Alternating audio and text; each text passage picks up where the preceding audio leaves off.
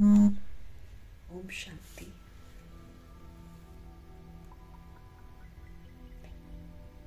शिव पिता परमात्मा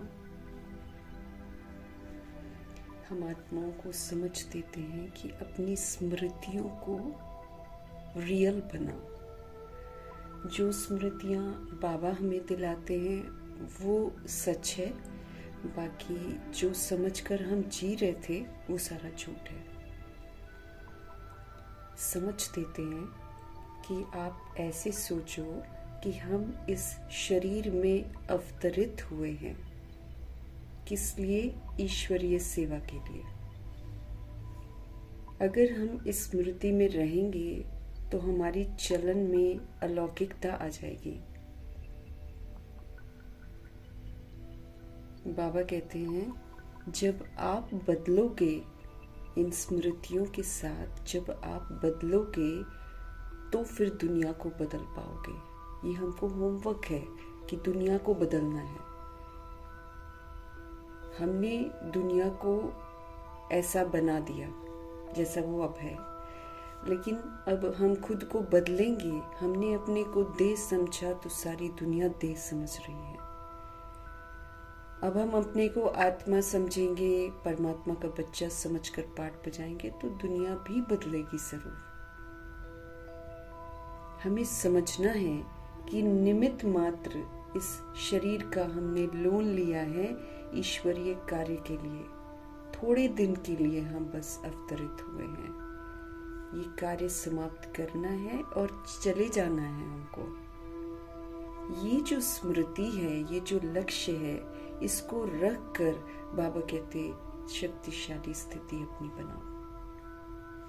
स्मृति से समृद्धि आती है ना, तो स्मृति को बाबा कहते चेंज करो अब, ताकि तुमको अपनी रिस्पॉन्सिबिलिटी का पता चले कि मुझे करना क्या है। कहीं हम अपनी मनमानियां ही न करते रह जाए, है ना। तो इसलिए बाबा कहते हैं अपने को आप अवतरित आत्मा समझो। अवतरित आत्मा ऊपर से आती है, माना हम ऊंची स्थिति में स्थित रहें और फिर श्रेष्ठ कार्य करें। अवतरित आत्मा श्रेष्ठ कार्य करने के लिए आती है और करके वो यहीं पर रुक नहीं जाती है, वो वापस भी जाती है। तो हमको भी तो वापस जाना है। हम चाहे जितना मर्जी विस्तार कर ले, हम यहाँ थोड़ी रहेंगे। इसीलिए अपने आप को स्मृतियों से पक्का करके अपनी स्थिति को ऊंचा बनाना है। ऊंची स्मृतियां दिलाने वाले ऊंचे से ऊंचे परमपिता परमात्मा जी का तहे दिल से हम धन्यवाद करेंगे। और जो ऊंची स्थिति अपनी बनाते हैं और फिर हमको भी सिखाते हैं कि ऐसे बना लो, ऐसे रहम दिल, व्यक्त ब्रह्मा, अव्यक्त ब्रह्मा, गुप्त बड़ी माँ, big brother, great great grandfather का रोल प्ले करने वाली आत्मा ब्रह्मा जी का तहे दिल से हम धन्यवाद करेंगे। धन्यवाद करते हुए दोनों जबरदस्त लाइट्स को हाजिर नाजिर करते हुए मीठे परमात्मा जी के मीठे महावाक्य हम उन्हीं से समझेंगे और यूनिवर्स की सारी सोल्स को समर्पित करेंगे। प्रकृति को, वायुमंडल और तत्वों को भी समर्पित करेंगे। और जो खास है ना, उन आत्माओं के लिए प्रभु जी के महावाक्य समर्पित हैं, जो रोज की जिंदगी में बाहर निकलते हैं, कहीं जाते हैं, वापस घर ही नहीं आते हैं, सबके शरीर छूट रहे हैं। और ऐसी जो आत्माएं आकारी शरीरों में हैं, जो अचानक मर जाती हैं, अभी आयु भी नहीं होती है उतनी, तो ऐसी आत्माओं के जो धक्के पहुंचते हैं लोगों को, रिश्तों को, उन तमाम आत्माओं को, और फिर जो आत्माएं शरीर छोड़ती हैं, उन आत्माओं के लिए प्रभु जी के महावाक्य समर्पित करेंगे। भगवान जी की जो समझ की शक्ति है वो उन आत्माओं तक पहुँचे जो आकारी शरीरों में हैं, और जो उनसे संबंधित है उन आत्माओं तक भी पहुँचे। उन आत्माओं तक प्रभु जी की समझ पहुँचे जो इस समय गर्भ जेल में प्रवेश कर गए हैं, जो हॉस्पिटल में पीड़ित हैं, घरों में पीड़ित अवस्था में हैं, प्राकृतिक आपदाओं की शिकार हैं, या फिर दैहिक हिंसाओं की जो शिकार हैं, उन आत्माओं तक प्रभु जी की समझ पहुँचे। माया के प्रकोप के कारण अलबेली बन गई हैं, तंत्र मंत्र के कारण अलबेली हो गई है, ऐसी आत्माओं के प्रति भी प्रभु जी की समझ पहुँचे। इस समय में अलबेलापन बहुत खतरनाक है, इसलिए दिल से दुआ करेंगे और उन आत्माओं तक प्रभु जी की समझ पहुँचे जो वाम मार्ग में जाने का प्लान कर रही हैं और जो वाम मार्ग में चली गई हैं। तमाम आत्माओं तक प्रभु जी की समझ पहुँचे, जागृति आए सब में, पवित्रता सबको आकर्षित करे और फिर गलत कर्म करने से आत्माएं बच जाएं। कुमार कुमारियों के शरीरों में जो आत्माएं हैं, छोटे शरीरों में जो आत्माएं हैं, ये तो खतरनाक दौर से गुजर रही हैं। इन आत्माओं तक भी प्रभु जी की समझ पहुँचे, ये सदैव प्रभु आकर्षण में रहें, ये मायावी आकर्षणों से परे रहें, मायावी साधनों के आकर्षणों से परे रहें। ये दिल से हम सब दुआ करेंगे। और जो अपनी संस्था बनाकर बैठे हैं, खुद भी गुमराह हैं, दूसरों को भी गुमराह कर रहे हैं, उन आत्माओं तक प्रभु जी की समझ पहुँचे। और दैहिक धर्मों की भिन्नता में जो बटी हुई हैं, भिन्न भिन्न जो सत्ताएं हैं, धर्म सत्ता, राज्य सत्ता, भक्ति की सत्ता, विज्ञान की सत्ता, भिन्न भिन्न मठ पंथों की सत्ता, जो ये भिन्नता में बटी हुई आत्माएं हैं, उन तमाम आत्माओं तक प्रभु जी की समझ पहुँचे। उन आत्माओं तक प्रभु जी की समझ पहुँचे जो दैहिक धंधे कर रही हैं वैश्याओं के प्रति, और जो गणिकाएं वैश्याओं से धंधा करवाते हैं, उन आत्माओं तक भी प्रभु जी की समझ पहुँचे। किन्नरों तक पहुँचे, यादव कौरव यवन बन गई जो आत्माएं हैं, सब तक प्रभु जी की समझ पहुँचे। भटकती हुई भूत प्रेत आत्माओं तक प्रभु जी की समझ पहुँचे। सब प्रभु की छत्र छाया में आए, सब प्रभु को याद करें, पवित्र बने। दिल से हम सब दुआ करेंगे। और तंत्र मंत्र, रिद्धि सिद्धि, तांत्रिक विद्या में जो उलझी हुई आत्माएं हैं, उन तमाम आत्माओं तक भी प्रभु जी की समझ पहुँचे, ये हम सब दिल से दुआ करेंगे। और उन आत्माओं तक प्रभु जी की समझ पहुँचे जहाँ तक पहुँची ही नहीं है, मीठे मीठे बाबा की समझ सब तरफ पहुँचे, ये दिल से हम सब दुआ करेंगे। दुआ करते हुए देखेंगे, अपने लिए भी दुआ करेंगे कि जो बाबा हमको होमवर्क रोज का दे रहे हैं, मुरली हमारा होमवर्क है, इतना सारा होमवर्क है हमारे पास, सीजन की मुरली का होमवर्क, ऐसे होमवर्क हमको हर तरह से भगवान हमको सुरक्षित करने की समझ दे रहे हैं। इसीलिए हम आत्माओं पर ये बहुत बड़ा ऋण है, इसको हमको साथ के साथ पूरा करते हुए चुकता करते जाना है। और इन्हीं दुआओं के साथ हम देखेंगे कि आज हमारे परमपिता परमात्मा हम आत्मा को कैसे भिन्न भिन्न कर्जों से मुक्त होने की समझ देते हैं। मीठे मीठे बाबा बोले, मीठे बच्चे, चैरिटी बिगिंस एट होम, अर्थात पहले खुद तुम आत्म अभिमानी बनो, है ना। चैरिटी बिगिंस एट होम, पहले अपने से शुरुआत करो, भगवान कहते हैं, बाद में हम दूसरों को बोलेंगे, है ना। हम खुद नहीं बनेंगे तो फिर हम दूसरों को बोलेंगे, उसको समझ में ही नहीं आएगा। सबसे बड़ी बात तो ये है कि दूसरे को समझ में ही नहीं आएगा। तो इसलिए मीठे मीठे बाबा हमको बोल रहे हैं, मीठे बच्चे, चैरिटी बिगिंस एट होम, है ना। पहले अपने से शुरुआत करना है, फिर घर से शुरुआत करनी, फिर बाहर। तो चैरिटी बिगिंस एट होम, अर्थात पहले खुद आत्म अभिमानी बनने की मेहनत करो। मेहनत करनी पड़ती है, ऐसे ये जो आत्मा का पार्ट है ये जल्दी पक्का होता ही नहीं, इसको नेचुरल बनाना है, इसको नेचर बनाना है। जैसे बॉडी को हम नेचुरल, बॉडी का भान जो है ये बड़ा नेचुरल हो गया है, कोई कुछ कह दिया झट से ठेस पहुंचती है हमको, तो नेचुरल हो गया ना देह का अभिमान। तभी किसी की बात मेरे को बुरी लग जाएगी तुरंत एकदम, लेकिन बाबा कहते हैं अब इससे बाहर निकलो, इसको जो तुमने देह के भान और अभिमान को जो तुमने नेचुरल बना दिया ना, अब तुम आत्म अभिमान को नेचुरल बनाओ। अब चलते फिरते उठते बैठते एक सोल का कॉन्शियसनेस रहे कि हम सोल्स हैं। तो बाबा हमको कह रहे हैं कि पहले आप खुद बनो आत्म अभिमानी। जैसे हम विश्व कल्याणकारी हैं, है ना, तो विश्व कल्याणकारी हैं तो विश्व की सभी आत्माओं प्रति हमको उसी दृष्टि से देखना जिस दृष्टि से भगवान देखते हैं।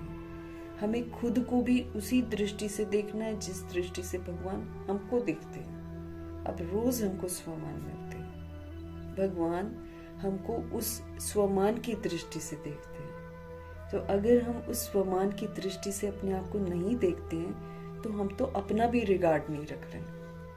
अगर हम अपनी कमी कमजोरियों के बारे में सोचते हैं तो हम अपना रिगार्ड नहीं रख रहे हैं, क्योंकि भगवान तो हमको शक्तिशाली रूप में देख रहे हैं। वो तो हमको कहते हैं तुम परम पवित्र आत्मा हो, तुम शक्तिशाली आत्मा हो, तुम सदा प्रेम स्वरूप आत्मा हो, तुम आनंद स्वरूप आत्मा हो, तुम ज्ञान स्वरूप आत्मा हो। भगवान तुमको इस दृष्टि से देख रहे हैं, आत्मिक दृष्टि से देख रहे हैं। तो अगर मैं सारा दिन इस दृष्टि से खुद को नहीं देखती हूँ तो मैं तो खुद ही अपना डिसरिगार्ड कर रही हूँ, और फिर डिसरिगार्ड करके एक भगवान का भी डिसरिगार्ड कर रही हूँ, क्योंकि वो जो मेरे को देख रहे हैं और सच्चाई बता रहे हैं, उस सच्चाई को मैं एक्सेप्ट ही नहीं कर रही हूँ। तो अपने को भी हमें उसी दृष्टि से देखना है जैसे शिव बाबा देखते हैं, और वर्ल्ड की सारी सोल्स को भी उसी दृष्टि से देखना है जिस दृष्टि से भगवान सबको देखते हैं, और जिस दृष्टि से वो मुझ आत्मा को देखते हैं उसी दृष्टि से तो वो सभी को देखते हैं, क्योंकि मुरली जो उनकी है वो पूरे वर्ल्ड की सोल्स के लिए है। विश्व में जितनी भी आत्माएं मौजूद है सभी के लिए मुरली है। अब कोई पढ़ता है नहीं पढ़ता है वो अलग बात है, लेकिन है तो सभी के लिए ना। तो इसीलिए जो बाबा मुझे बोल रहे हैं वो बाबा सारी आत्माओं को बोल रहे हैं। तो फिर वो स्वीकार करना है अपने लिए भी और दूसरी सोल्स के लिए भी, और स्वीकार करके फिर जैसे बाबा सबको देखते हैं वैसे मुझे भी सारी सोल्स को देखना है। ये है आत्म अभिमानी बनना, अपने को भी आत्मा समझना, दूसरे को भी आत्मा समझना। फिर एक आत्मा परमात्मा का बच्चा और दूसरा आत्मा परमात्मा का बच्चा आपस में कैसे बात करेंगे, इसका मुझे ख्याल रखना है। जैसे बॉडी कॉन्शियस होकर हम बॉडी कॉन्शियस वाली सोल से बात करते हैं तो हम तू मैं भी करते हैं, एक दूसरे को वो गिराने की कोशिश भी करते हैं, सब कुछ मना ऑल बैड हम करते हैं जब हम बॉडी समझते। फिर किसी के साथ हम अच्छा करते हैं, किसी के साथ हम बुरा करते, ऐसा वाला हमारा व्यवहार हो जाता है। लेकिन अब तो हमको सत्य स्मृति मिली है कि मैं आत्मा परमधाम निवासी, दूसरी आत्मा भी परमधाम निवासी, हम सभी परमधाम से आए हैं, हम सभी परमात्मा के बच्चे हैं। ये सिर्फ हमको बोलना नहीं है, लेकिन ये जो हम बोल रहे हैं इस स्मृति में रहकर पाठ बजाना है हमको, तब हम कहलाएंगे आत्म अभिमानी आत्मा। आत्म अभिमानी आत्मा परमात्मा का बच्चा कैसा होना चाहिए? सदा शांत, सदा स्थिर, सदा संतुष्ट, सदा प्रेम स्वरूप, सदा पोलाइट, है ना, सदा विशाल दिल, ऐसे करके ना, सदा ज्ञान समझ का स्वरूप, सदा शक्ति का स्वरूप, सदा आनंद का स्वरूप, सदा प्रेम का स्वरूप, है ना, सदा सत्यता, सदा दिव्यता, ये है सारा आत्म अभिमानी बनना। हमसे भगवान हिसाब लेंगे। अब हम हैं आत्मा और हम आत्मा समझकर पाठ नहीं बजाएंगे तो फिर मार नहीं खाएंगे तो और क्या खाएंगे? फेल हो जाएंगे ना हम लोग। फिर अगर हम आत्म अभिमानी होकर नहीं चलते हैं, आत्म अभिमानी होकर नहीं बिहेव करते हैं तो हम फेल हो जाएंगे। फेल सोल फिर क्या है?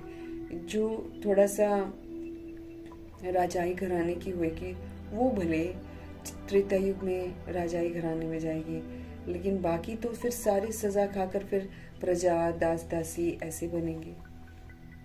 तो अगर मैं आत्म अभिमानी हूँ, मुझे सदा अपने को आत्मा समझना है, दूसरे को भी आत्मा समझना है। मुझे सदा खुश रहना है, सदा संतुष्ट रहना है सभी से, सदा खुश मिजाज रहना है, सदा मुझे क्षमाशील रहना है और सदा पोलाइट रहना है सबके साथ, और सबके लिए कल्याणकारी सोचना है। सदा डिविनिटी हमारे अंदर हो, दिव्यता हो हमारे अंदर, आनंद स्वरूप रहना है, हमेशा पावरफुल रहना है। पावरफुल यहाँ पर जिस्मानी पावर की तो बात ही नहीं हो रही है, पावरफुल रूहानियत की पावर हमारे अंदर होनी चाहिए, जिसमें हम सहन भी कर सकें, हम समा भी सकें, समेट भी सकें, सहयोग भी दे सकें, ऐसी वाली शक्ति हमारे अंदर होनी चाहिए। फिर सदा दाता बनना है, दुआएं देनी है और शुभ भावना शुभकामना देनी है, गुणों का शक्तियों का सहयोग देना है, सदा चुस्त रहना है। आत्म अभिमानी मतलब सदा चुस्त, ऑलवेज एक्टिव, और सदा अथक। आत्मा कभी थकती नहीं है, तो बॉडी के भार में हम लोग थक जाते हैं, आत्मा नहीं थकती है। सदा अगर हम आत्म अभिमानी होकर रहेंगे तो हम नहीं थकेंगे, अगर हम बॉडी कॉन्शियसनेस होकर रहेंगे तो हम थक जाएंगे। फिर सदा अथक रहना है, हमेशा उमंग उत्साह में रहना है, हमेशा हमको आशावादी होकर रहना है, सब अच्छा होगा, सब अच्छा होगा, ऐसा सोचना है। हमें हमेशा सकारात्मक सोचना है, सदा पवित्र सोचना है, सदा स्वच्छ रहना है, ज्ञान स्वरूप होकर रहना है, डरना नहीं है और सदा स्पष्ट रहना है। ये नहीं अंदर कुछ और बाहर कुछ और, ऐसा नहीं बनना है। हमको सदा सम्मानदाता बनना है, सबको सम्मान देना है, सदा सबको ब्लेसिंग्स वाले बोल बोलने हैं। हमको अगर आत्म अभिमानी है तो इशारों में ज़्यादा बात करनी है, कम बोलना है, मीठा बोलना है, धीरे बोलना है, सभी को स्वीकार करना है, व्यर्थ से मुक्त रहना है, नकारात्मकता से मुक्त रहना है। फिर जो बाबा कहते हैं कि क्वेश्चन करेक्शन करना ये देह का अभिमान है, कोटेशन सुनाना देह का अभिमान है, रिएक्ट करना देह का अभिमान है, रिजेक्ट करना देह का अभिमान है, बुरा मानना देह का अभिमान है, दुख लेना देह अभिमान है।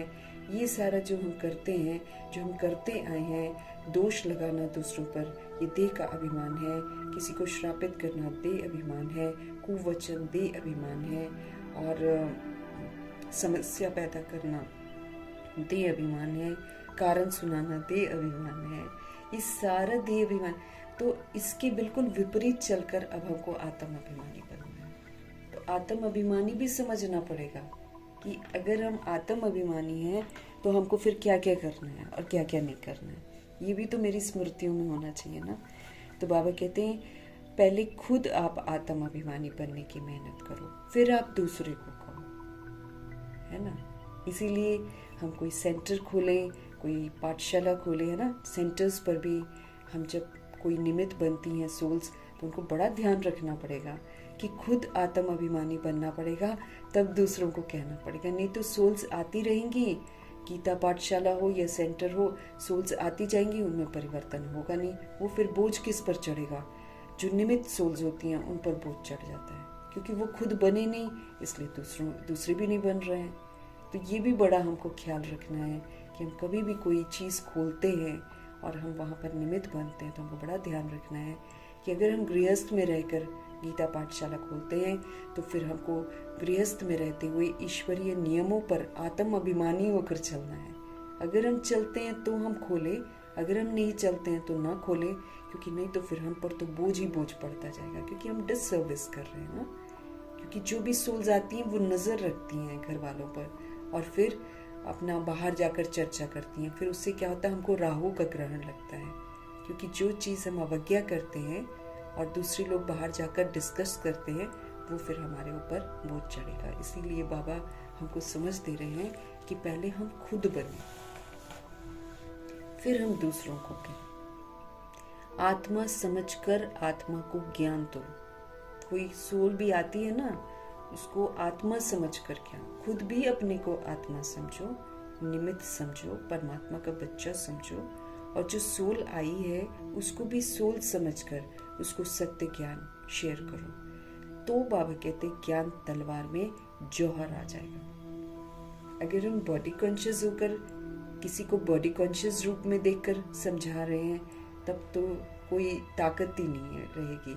लेकिन जब हम सोल, एक सोल बनकर सोल को देखते हुए सोल को सत्य समझाएं, उसको सुप्रीम सोल से जोड़ें, तब जाकर ज्ञान की जो तलवार है उसमें ताकत आएगी, उसमें जौहर आ जाएगा। अगर आत्मा समझकर हम करते हैं तो आत्म अभिमानी बनना एक बहुत बड़ा गहरा विषय है। इसका माना आत्म शुद्ध अभिमान में जब हम रहते हैं कि मैं आत्मा परमात्मा का बच्चा हूँ, तो फिर उसके कैरेक्टरिस्टिक्स जो होते हैं, उसके जो लक्षण होते हैं, वो भी तो हमारे में होने चाहिए। खाली बोलने से हम थोड़ी चलेगा, नहीं चलेगा। अभी तो हमारी एक एक छोटी छोटी चीज़ें हमारी चेक होंगी। अगर हम खुद नहीं बनते हैं, दूसरों को बोलते हैं, तो वो भी नहीं बनता। ऊपर से हमारी दुनिया भर की डिससर्विस की जो सजाएं हैं वो तैयार हो रही हैं। तो ध्यान रखना है, चैरिटी बिगिंस एट होम। पहले खुद से शुरुआत करनी है। मम्मा बाबा अपने पर अटेंशन रखते थे, स्व पर अटेंशन उनका बहुत था। हाँ, उनके पास 14 वर्ष तपस्या करने के लिए ज़रूर था, जिसमें उन्होंने अपने आप को पूरा क्लीन करके आत्मा का पाठ पक्का कर लिया था। इसलिए जब वो ज्ञान शुरू हुआ, सेवाएं शुरू हुई, तो फिर वो लोग बाकायदा सोल कॉन्शियस होकर ही सबको ज्ञान देते थे। इसलिए मम्मा ने कितनों को प्रभु का बनाया, ब्रह्मा जी ने कितनों को प्रभु का बना दिया, और एकदम क्वालिटी वाली सोल्स निकली हैं। जिनको मम्मा ने बनाया और जिनको ब्रह्मा जी ने बनाया, वो क्वालिटी वाली सोल्स निकली हैं। दादियां वगैरह सारे वारिस निकले हैं। प्रश्न है, संगम युग पर किन 2 बातों की मेहनत करने से हमको सतयुगी तख्त का मालिक बनने का हक प्राप्त होगा? संगम युग पर किन 2 बातों की हमको मेहनत करनी है? अगर हम मेहनत करेंगे तो सतयुग का तख्त जो है उसके मालिक बन जाएंगे। उत्तर है मीठे परमात्मा का, दुख सुख, निंदा स्तुति, इसमें मेरी स्थिति बिल्कुल समान रहे। ये मेहनत करो। मेहनत है भैया, सारी इन चीजों में बहुत मेहनत है। कहने को बड़ा इजी लगता है, लेकिन कोई दुख दे या फिर मेरी जिंदगी में दुख आए या फिर सुख होए या फिर कोई मुझे सुख दे, निंदा कोई करे चाहे स्तुति कोई करे, एकदम समान। स्तुति से भी प्रभावित नहीं होना, कभी भी प्रभावित नहीं होना है, क्योंकि जहां मैंने स्तुति को स्वीकार किया वही आत्मा निंदा भी करेगी जरूर, फिर डावाडोल हो जाएंगे। इसीलिए स्तुति हुई तो भगवान को समर्पित, निंदा हुई तो चेक करना है कहाँ कमी है जिसकी वजह से निंदा हुई है, उसको ठीक कर लेना। तो दुख सुख, निंदा स्तुति में जो बिल्कुल समान स्थिति में रहता है, प्रभावित नहीं रहता है ना, सतयुग का तख्त वो प्राप्त करता है। ये मेहनत करो। कोई भी कुछ उल्टा सुल्टा आपको बोले, कोई भी आप पर क्रोध करे, प्रभु जी कह रहे हैं आप बिंदी लगाओ तो बात वही खत्म हो जाएगी। या तो वो पेपर है या वो पुराना हिसाब किताब है ना। तो कोई भी हमको उल्टा सुल्टा अगर बोलता है, कोई भी हम पर क्रोध करता है, प्रभु जी हम आत्माओं को कहते हैं तुम चुप हो जाओ, कभी भी मुख की ताली ना बजाना, मतलब रिएक्ट नहीं करना, रिजेक्ट नहीं करना, क्वेश्चन करेक्शन नहीं करना। अगर हम करते हैं तो हम क्या करते हैं, मुख की ताली बजाते हैं। अब एक तरफ से किसी ने बजाई ताली और मैंने हाथ दिया ही नहीं तो ताली बजेगी नहीं ना, वहीं पर खत्म हो जाएगी। लेकिन जहां मैंने मुख से ताली बजा दी उसको भी उल्टा मैंने बोल दिया, वहां बात का बतंगड़ बनेगा, बढ़ जाएगी बात, हिसाब किताब और बढ़ जाएगी। तो मीठे परमात्मा कहते हैं कभी भी मुख से ताली नहीं बजाओ। दूसरा पॉइंट है, आंखों को सिविल बनाओ। क्रिमिनल आई जो है हमारी, ये बिल्कुल समाप्त हो जाए। हम आत्मा भाई भाई आत्मा समझ करके, जब तक हम किसी की देह को देखते हैं, जब तक हम किसी के नाम रूप को देखते हैं, तब तक मेरी आंखें क्रिमिनल हैं। अब इन आंखों को मुझे सिविल बनाना है। कहाँ देखना है? भ्रिकुटी में देखना है। किसको देखना है? ज्योति बिंदु आत्मा भाई को देखना है। तो आंखों को सिविल बनाओ, क्रिमिनल आई बिल्कुल समाप्त हो जाए, देह दिखनी मुझे बिल्कुल बंद हो जाए। किसी से बात कर रहे हैं ना, उसकी भ्रिकुटी में हम देखें। स्मृति तभी तो आएगी ना कि मैं आत्मा आत्मा से बात कर रही हूं। अगर बॉडी देखेंगे तो फिर हम उसके नाम रूप को देखेंगे। हम आत्मा भाई भाई हैं। आत्मा समझकर ज्ञान दो। हमारे परमपिता परमात्मा जी क्या कह रहे हैं? आत्मा समझकर आप ज्ञान दो। आत्म अभिमानी बनने की मेहनत करो, तो सतयुगी तख्त के आप मालिक बन जाएंगे। हम आत्मा भाई भाई हैं। आत्मा समझकर आप ज्ञान दो, आत्म अभिमानी बनने की मेहनत करो, तो सतयुगी तख्त के आप मालिक बन जाएंगे। संपूर्ण पवित्र बनने वाले ही गद्दी नशीन बनते हैं, जो पूरा प्योर हो जाए।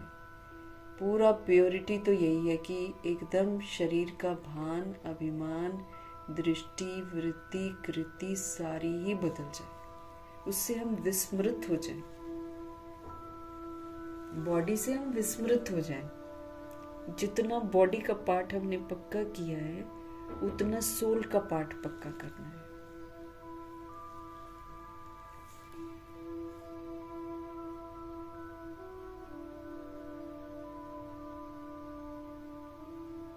दुख सुख, निंदा स्तुति कुछ नहीं चाहिए हमको किसी से ना, ये वाला पाठ पक्का करना है। हमको किसी से कुछ नहीं चाहिए, इच्छा मात्रम अविद्या।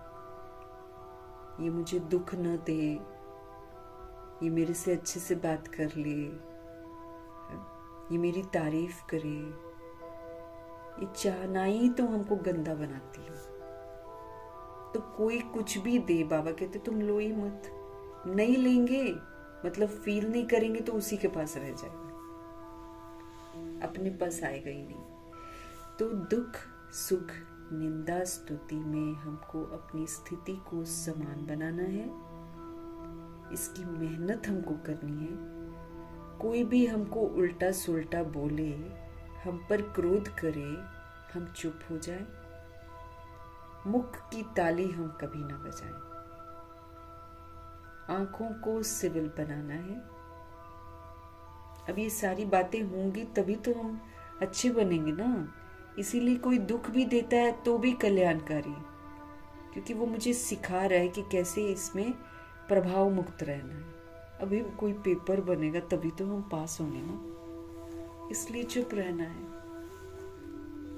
ये देखा जाता है कि कोई उल्टा सुल्टा बोलता है तो क्या मेरी स्थिति स्थिर रहती है, क्योंकि मुझे आत्मा बनना है। आत्मा प्रभाव मुक्त होती है, आत्मा लगाव मुक्त होती है, आत्मा दबाव मुक्त होती है। उसका सबूत देना है। इसीलिए गुलजार दादी कहते और आए पेपर, और माया को बोलो और तुम आओ, ताकि मैं और शक्तिशाली बनूं। भागना नहीं है, क्योंकि हमको पावरफुल बनना है। तो कोई भी उल्टा सुल्टा बोले, हम पर क्रोध करे, हमको चुप हो जाना है। मुख की ताली हमको नहीं बजानी है, आंखों को हमको सिविल बनाना है, क्रिमिनल आई बिल्कुल हमको समाप्त करनी है। हम आत्मा भाई भाई बिंदी बिंदी हैं, आत्मा समझकर ज्ञान देना है, आत्म अभिमानी बनने की मेहनत हमको करनी है, सतयुगी तख्त का मालिक बनना है। संपूर्ण पवित्र बनने वाले ही वहाँ गद्दी नशीन बनते हैं, अर्थात राज्य घराने में आते हैं। एकदम कंप्लीट प्योर, मतलब संपूर्ण पवित्रता की पूरी किताब कि जितनी भी शिक्षाएं हैं, जितनी भी धारणाएं हैं, वो सारी हमारे अंदर हो। ओम शांति। रूहानी बाप रूहों से बात कर रहे हैं, क्योंकि हम जीव आत्मा है, बॉडी में है, इसीलिए रूहानी बच्चे हैं। तुम आत्माओं को तीसरा समझ का नेत्र मिला है, जिसको ज्ञान का नेत्र कहा जाता है। उनसे तुम देखते हो किसको? समझ की आंख मिली है हमको। समझ की आंख से मुझे किसको देखना है? आत्मा भाई को देखना है, ज्योति बिंदु को देखना है। तो ये बुद्धि से समझते हो ना कि जब हम भाई भाई को देखेंगे तो कर्म इंद्रियां हमारी चंचल नहीं होगी। हमको भगवान से समझ मिली है। ये जो समझ का नेत्र है, इनसे हम देखते हैं तो आत्मा भाई को देखते हैं। तो ये बुद्धि से हम समझते हैं कि जब हम भाई भाई को देखेंगे, बिंदी को देखेंगे, तो हमारी जो कर्म इंद्रियां हैं, ये जो आंख है, कान है, मुख है, ये चंचलता नहीं दिखाएंगे।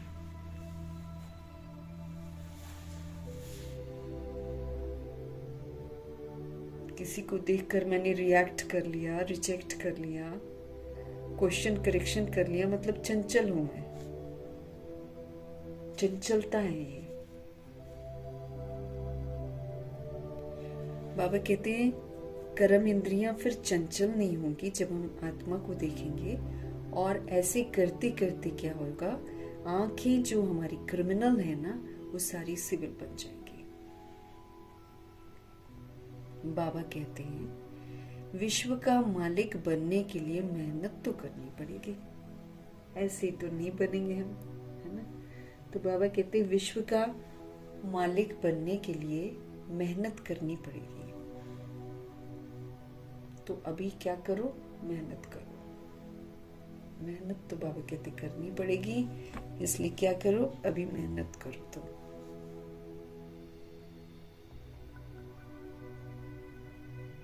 मेहनत करने के लिए बाबा हमको रोज नई नई गुह्य पॉइंट्स सुनाते हैं।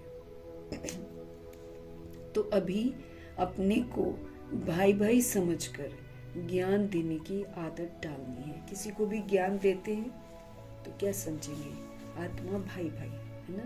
तो अपने को भाई भाई समझकर ज्ञान देने की आदत हमको डालनी है। फिर ये जो गाया जाता है ना, वी आर ऑल ब्रदर्स, है ना, ये प्रैक्टिकल हो जाएगा। वरना तो ये प्रैक्टिकल थोड़ी है। दुनिया में कहते हैं हम सब भाई भाई हैं, we all are brothers, English में भी बोलते हैं, हिंदी में भी बोलते हैं, लेकिन समझते कहाँ हैं। समझ तो है ही नहीं भाई भाई की। इतना कि घर में जो भाई भाई हैं वो भी अपने आप को आजकल भाई भाई नहीं समझते। बड़े हो जाते हैं तो उनमें भी हिसाब किताबें मर्ज होते हैं। तो ये जो भाई भाई की भावना है, ये तो है ही नहीं है, खाली मुख से बोलते हैं। अंदर तो बॉम्ब्स बना कर रखे हैं दूसरे को खत्म करने के लिए। देश में बोलते ना हिंदी चीनी भाई भाई बोलते ना तो फिर भाई भाई हैं तो मारने के लिए बॉम्ब्स क्यों बना रखे हैं? क्योंकि है ही नहीं, भाई भाई वाली फीलिंग ही नहीं है किसी के अंदर। तो इसीलिए बाबा कहते फिर ये जो गाया हुआ है ना, वी आर ऑल ब्रदर्स, ये फिर प्रैक्टिकल हो जाएगा। अब हमको इसको प्रैक्टिकल करना है अभी, अपने को आत्मा समझकर और दूसरे को भी आत्मा भाई समझकर इसको हमको प्रैक्टिकल करना है। अभी तुम सच्चे सच्चे ब्रदर्स हो। अभी समझ मिलती है तो हम सच्चे सच्चे ब्रदर्स हैं, इसमें भी हमको ध्यान रखना है।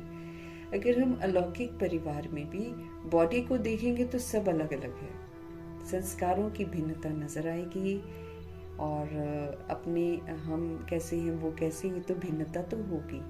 इसलिए लौकिक तो ऑफ कोर्स भिन्नता है, अलौकिक में भी तो भिन्नता है, सब एक जैसे थोड़ी होंगे। और जो पढ़ाई भी हम पढ़ रहे हैं उसकी जो धारणाएं भी हैं वो भी तो डिफरेंट डिफरेंट होंगी। तो इसीलिए अलौकिक में भी हमको बॉडी को नहीं देखना है, नहीं तो वही टिक्का टिप्पणी करेंगे। तो इसीलिए वी आर ऑल ब्रदर्स जो है इसको प्रैक्टिकल अभी करना है। अभी हम सच्चे सच्चे ब्रदर्स हैं, क्योंकि बाप को हम जानते हैं, बाप से हमको समझ मिल रही है। बाप तुम बच्चों के साथ सेवा कर रहे हैं, हिम्मत दे बच्चे मदद दे बाप। जो सोल्स हिम्मत रखती हैं उनकी मदद शिव बाबा करते हैं। तो आप आकर के ये तो बाप आकर के ये हिम्मत हमको देते हैं सेवा करने की, कि चलो सच को जानो, अब सबको सच बताने की सेवा करो। तो ये सहज हो गया ना, तो रोज ये प्रैक्टिस करनी पड़ेगी। सूरत नहीं होनी चाहिए, सुस्त नहीं होना चाहिए। बाबा क्या बोलते हैं, तो ये सहज हुआ ना, तो रोज ये प्रैक्टिस करनी पड़ेगी। अपने को आत्मा समझना, दूसरे को भी आत्मा समझकर फिर बाबा का जो ज्ञान है वो शेयर करना है। इसमें हमको सुस्त नहीं होना चाहिए, बल्कि और एक्टिव होना है। ये नई नई पॉइंट्स जो हैं बच्चों को मिलती हैं, बच्चे जानते हैं कि हम भाइयों को बाबा पढ़ा रहे हैं, हम आत्मा भाइयों को बाबा पढ़ा रहे हैं।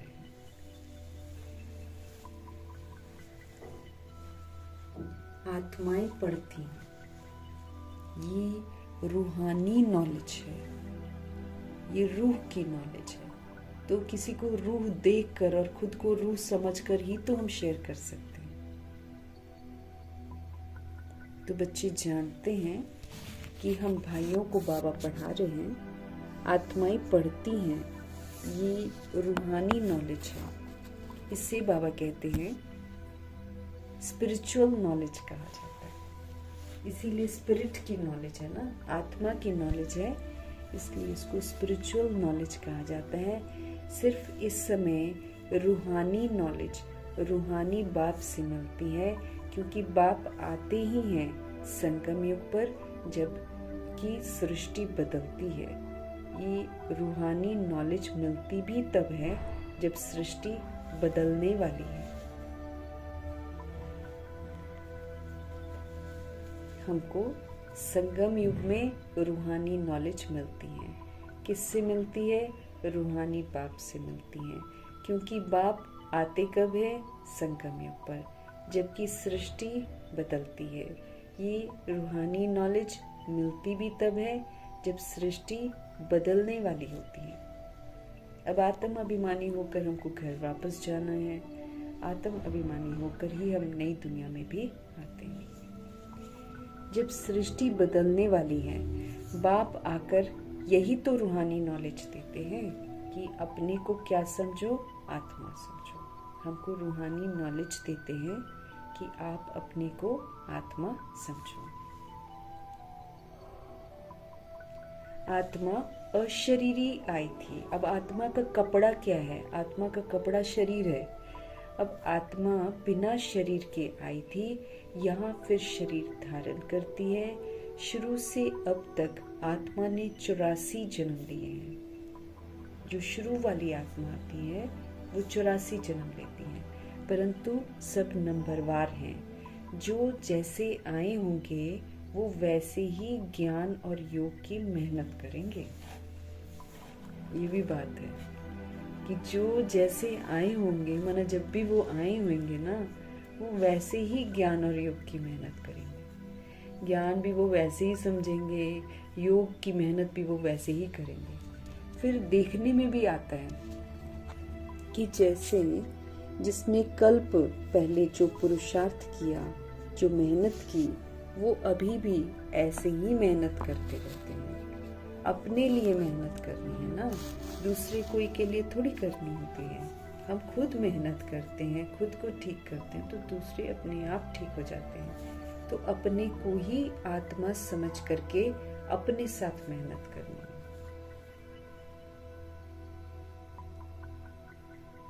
दूसरा क्या करता है उसमें हमारा क्या जाता है? हाँ, बाबा कहते हैं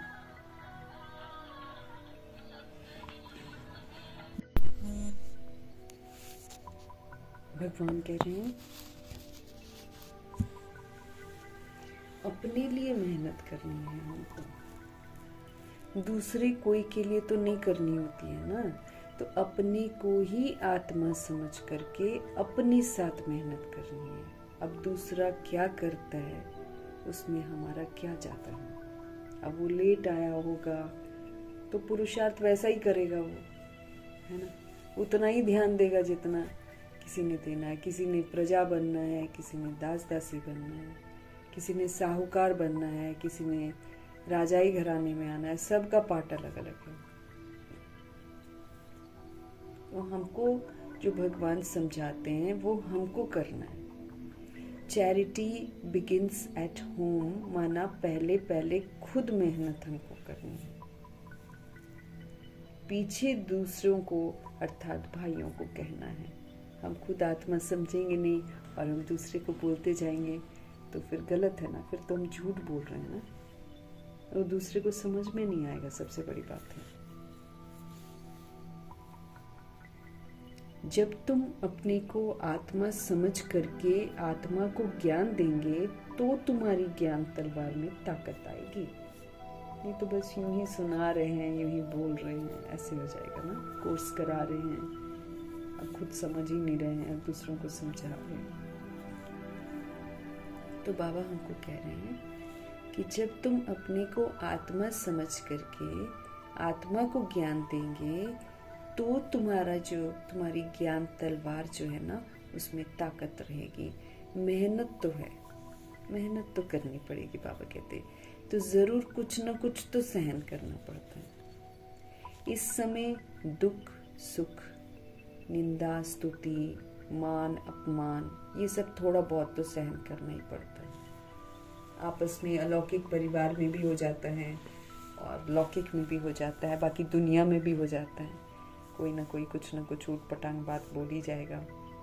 तो हमको दुख सुख, निंदा स्तुति, मान अपमान, ये सब थोड़ा बहुत तो सहन करना पड़ता है। तो जब भी कोई उल्टा सुल्टा आपको बोल देता है तो कहते हैं चुप। जब कोई चुप कर देते हैं तो पीछे कोई गुस्सा क्या करेंगे, है ना? अगर हम भी भड़क गए, अगला और भड़केगा। इसलिए एक जना चुप कर जाए, मुख की ताली ना बजाए तो वहीं पर खत्म हो जाएगा। तो जब कोई चुप कर देते हैं तो पीछे कोई गुस्सा क्या करेंगे। जब कोई बात करते हैं और दूसरा भी बात करते हैं तो मुख की ताली बजती है।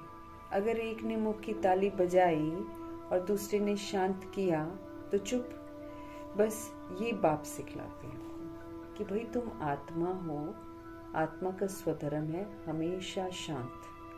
सदा शांत रहकर सारी समस्याओं का समाधान हो जाएगा। और अगर हम लड़ाई झगड़ा करेंगे तो फिर मामला जो है वो बढ़ता चला जाएगा। तो जब कोई बात करते हैं, दूसरा भी बात करते हैं तो मुख की ताली बजती है। अगर एक ने मुख की ताली बजाई और दूसरे ने शांत कर दिया तो चुप। बस ये बाप हमको सिखलाते हैं। कभी भी देखो कोई क्रोध में आते हैं, चुप हो जाओ, आप पे ही उसका क्रोध शांत हो जाएगा। दूसरी ताली बजेगी नहीं। अगर ताली से ताली बज गई तो फिर गड़बड़ हो जाती है। इसलिए शिव बाबा कहते हैं बच्चे कभी भी इन बातों में ताली मत बजाओ। मतलब किसी ने दुख दिया, मैंने भी दे दिया, है ना। किसी ने मेरी निंदा करी, मैंने चार और उसको बोल दी।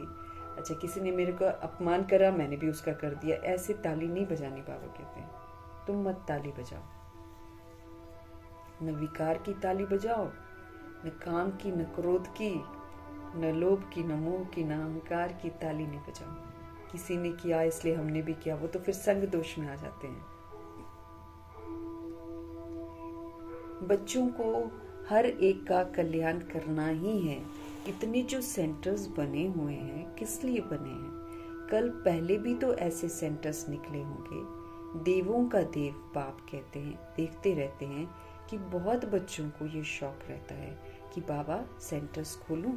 देवों का देव बाप देखते रहते हैं कि बहुत बच्चों को ये शौक रहता है कि बाबा सेंटर्स खोलूं। हम सेंटर खोलते हैं, हम खर्चा उठाएंगे, ऐसा लोग बोलते हैं। तो दिन प्रतिदिन ऐसे होते जाएंगे, क्योंकि जितना विनाश के दिन नजदीक होते जाएंगे उतना फिर इस तरफ भी सर्विस का शौक जो है ना, ये बढ़ता चला जाएगा। अभी बाप दादा दोनों इकट्ठे हैं तो हर एक को देखते हैं कि क्या पुरुषार्थ करते हैं। बाबा देखते हैं कि ये क्या मर्तबा पाएंगे, किसका पुरुषार्थ उत्तम है, किसका मध्यम है, किसका कनिष्ठ है, वो तो बाबा देख रहे हैं। टीचर भी स्कूल में देखते हैं ना कि स्टूडेंट किस सब्जेक्ट में ऊपर नीचे होते हैं। तो यहाँ भी ऐसे ही है। कोई बच्चे अच्छी तरह से अटेंशन देते हैं तो अपने को ऊंचा समझते हैं। कोई समय फिर भूल करते हैं, याद में नहीं रहते हैं तो फिर अपने को कम समझते हैं। ये स्कूल है ना। बच्चे कहते हैं बाबा हम कभी कभी बहुत खुशी में रहते हैं और कभी कभी खुशी कम हो जाती है। तो बाबा अभी समझाते रहते हैं कि अगर तुम खुशी में रहना चाहते हो तो फिर मन मना भव, अपने को तुम आत्मा समझ, बाप को याद करो, तभी खुश रह सकते हैं। दुनिया तो अस्त व्यस्त है इस समय। अगर हम खुशियां दुनिया में ढूंढेंगे वो तो मिलने से रही। इसीलिए सदा अंतर्मुखी रहना है, मन को मनमना भव कर देना है, भगवान के साथ संबंध जोड़कर अपने को आत्मा समझ बाप को याद करना है। सामने परमात्मा को देखो, तो वो अकाल तख्त पर बैठा हुआ है। ऐसे भाइयों की तरफ भी देखो, अपने को आत्मा समझ करके फिर भाई से बात करो। भाई को हम ज्ञान देते हैं, बहन नहीं, भाई भाई, क्योंकि बहन फिर बॉडी कॉन्शियस हो जाते हैं, फिर किसी के साथ अच्छा किसी के साथ बुरा ऐसा करते हैं व्यवहार, तो ये भी गड़बड़ हो जाता है। इसीलिए बहन नहीं, भाई भाई। आत्माओं को ज्ञान देते हैं। अगर ये आदत तुम्हारी पड़ जाएगी तो तुम्हारी ये जो क्रिमिनल आई है ना, जो बुराइयां देखती है, तो वो क्रिमिनल आई जो है, जो तुमको धोखा दे देती है, क्योंकि तुम झूठ को देख रहे हो। जब हम बॉडी को देखते हैं तो हम झूठ को देखते हैं, लेकिन जब हम आत्मा को देखते हैं तो हम सत्य को देखकर सत्य पाठ बजाते हैं। भाई को हम ज्ञान देते हैं, बहन नहीं, भाई भाई। आत्माओं को ज्ञान देते हैं। अगर बाबा कहते ये वाली आदत जो है ना, ये तुम्हारी पड़ जाएगी तो तुम्हारी जो क्रिमिनल आई है, जो तुमको धोखा दे देती है, वो आहिस्ते आहिस्ते बंद हो जाएगी। हमको तो बॉडी देखना नहीं है, हम किसी की जर्नी को जानते नहीं है, इसलिए बॉडी को देखकर हम अपने अनुसार दिमाग में अनुमान लगाते हैं। अगले की कहानी नहीं जानते, तो उससे हमारा पाप बनता है।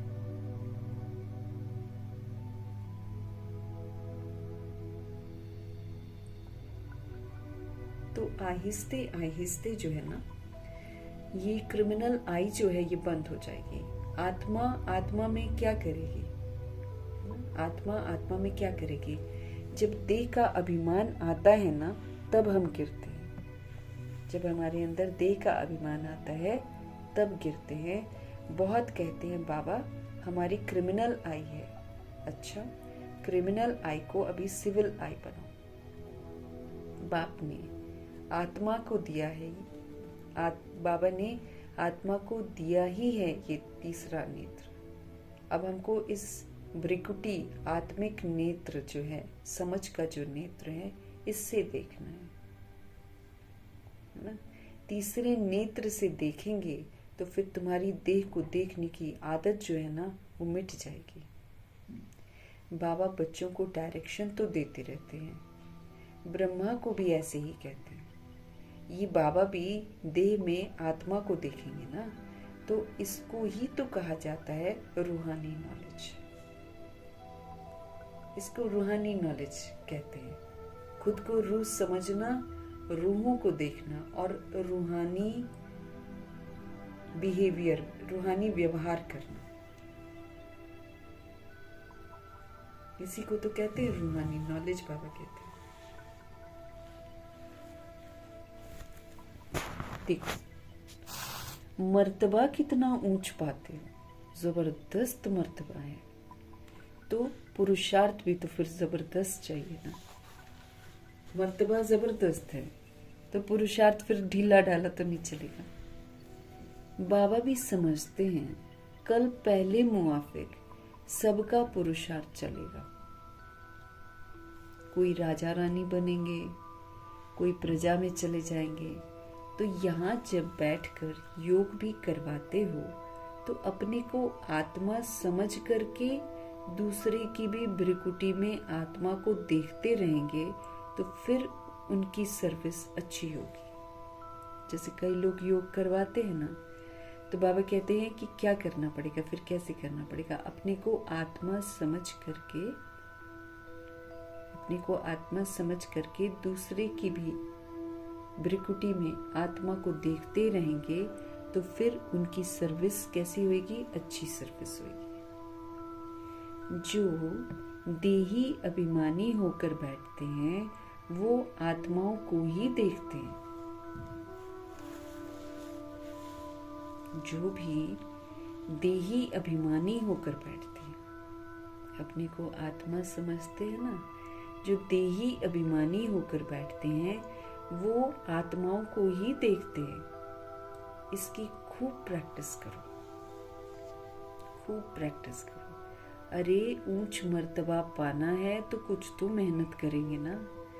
तो अभी आत्माओं के लिए यही मेहनत है, ये रूहानी नॉलेज, एक ही दफा मिलती है और कभी भी मिलेगी नहीं।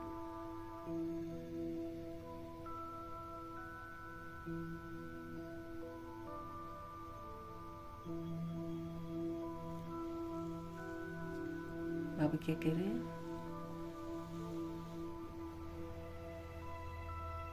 जो देही अभिमानी होकर बैठते हैं वो फिर आत्माओं को ही देखते हैं। इसकी खूब प्रैक्टिस करो। ऊंच मर्तबा पाना है तो कुछ तो मेहनत करेंगे ना। तो अभी आत्माओं के लिए यही मेहनत है। ये रूहानी नॉलेज एक ही दफा मिलती है और फिर कभी भी नहीं मिलेगी। न कलयुग में, न सतयुग में, सिर्फ संगम युग में। सो भी किसको मिलेगी? ब्राह्मणों को। जो प्रतिज्ञा करते हैं कि हम पवित्र रहेंगे, उनको मिलती है नॉलेज।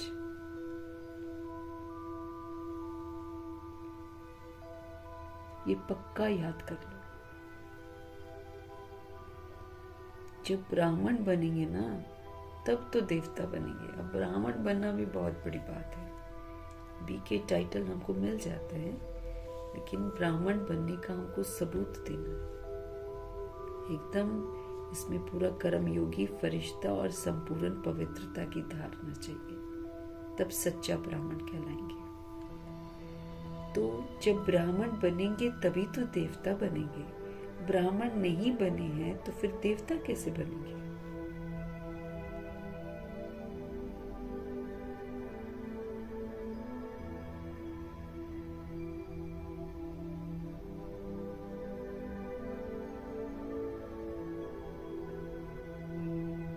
बाबा क्या बोल रहे हैं? पक्का याद करो कि जब ब्राह्मण बनेंगे ना, तब देवता बनेंगे। ब्राह्मण नहीं बने हैं तो फिर बाबा कहते देवता कैसे बनोगे? इस संगम युग में ही ये मेहनत करते हो। और कोई समय में ये नहीं कहेंगे कि अपने को तुम आत्मा और दूसरे को भी आत्मा समझ उनको ज्ञान दो। बाप जो समझाते हैं उस पर हमको विचार करना है, उसके सागर मंथन करना है, गहराइयों में जाना है। तो गहरे ज्ञान रतन जो है ना, वो मिलेंगे हमको। शिव बाबा जो भी समझाते हैं ना, उस पर विचार करना है कि बाबा ऐसा क्यों बोलते हैं। फिर उसकी गहराइयों में जाना है कि अगर हम कहना मानते हैं तो क्या होता है, और अगर हम कहना नहीं मानते हैं तो क्या होता है। तो विचार सागर मंथन भी हमको करना है। फिर जज करना है कि क्या ये ठीक है, क्या ये हमारे फायदे की बात है। हमको आदत पड़ जाएगी कि बाप की जो शिक्षा है सो हमको भाइयों को देनी है। हमको आदत पड़ जाएगी कि बाप की जो शिक्षा है ना, वो हमको भाइयों को भी देनी है। फीमेल को भी देना है तो मेल को भी देना है। देना तो हमको किसको है? आत्माओं को है। इसलिए मेल फीमेल बॉडी भी नहीं देखनी है हमको। आत्मा ही मेल फीमेल बनी है, बहन भाई बनी है। आत्मा बनती है, 2 बार मेल बॉडी लेती है, 2 बार फीमेल बॉडी लेती है, बारी बारी से लेती रहती है, पाठ बजाती रहती है। तो कैसे बोल सकती है मेल फीमेल के बारे में, जब खुद ही मेल भी बनती है, खुद ही फीमेल भी बनती है। तो बाबा कहते हैं, मैं तुम बच्चों को ज्ञान देता हूँ, मैं बच्चों की तरफ आत्माओं को देखता हूँ और आत्माएं भी समझती हैं कि हमारा परमात्मा जो बाप है ना, वो ज्ञान देते हैं। तो इसको कहेंगे रूहानी अभिमानी बने। बाबा क्या कह रहे हैं कि तुम बच्चों को ज्ञान देता हूँ। फिर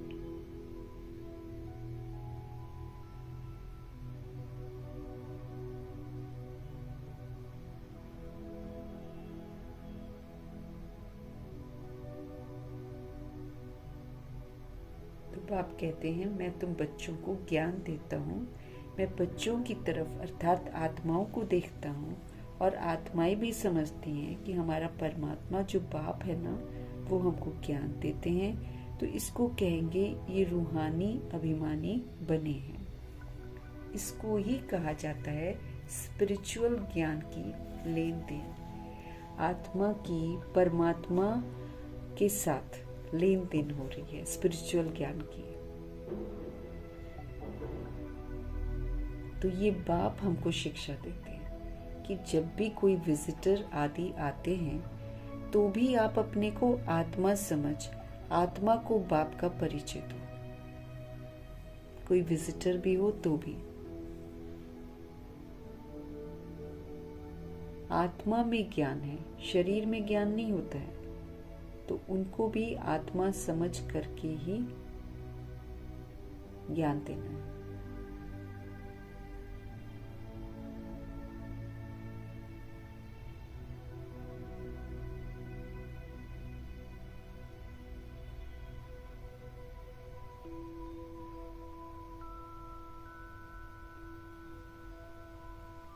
तो बाबा कह रहे हैं विजिटर भी अगर आता है तो अपने को आप आत्मा समझकर आत्मा को बाप का परिचय देना है। आत्मा में ज्ञान है, शरीर में ज्ञान नहीं होता है।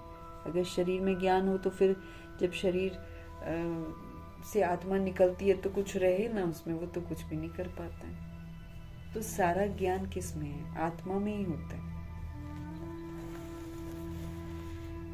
तो उनको भी आत्मा समझ करके ही ज्ञान देना है, इससे उनको भी अच्छा लगेगा। जब हम आत्मा समझ कर ज्ञान देंगे ना तो उनको भी अच्छा लगेगा। क्या